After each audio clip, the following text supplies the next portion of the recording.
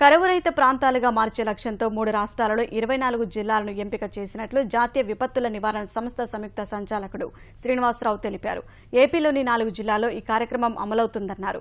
చిత్తూరు, కర్నూలు, ప్రకాశం, అనంతపురం జిల్లాలను కరువు రహిత జిల్లాలుగా తీర్చిదిద్దనున్నట్లు వివరించారు.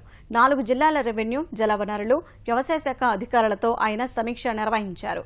కర్ణాటకలో 16 జిల్లాలు, రాజస్థాన్, ఏపీలో 4 జిల్లాల చొప్పున ఈ పథకం కింద ఎంపిక చేసినట్లు ఆయన తెలిపారు.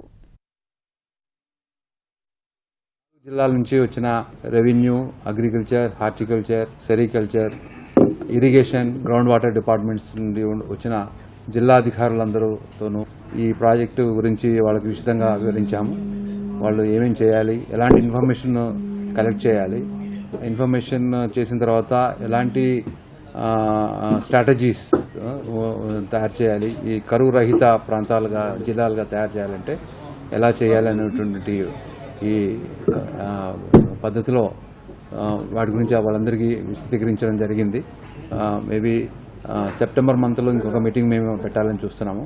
దాని తర్వాత డిసెంబర్ లోపల ఈ ప్లాన్స్ అన్ని తయారు చేయాలని మా యొక్క ఉద్దేశం.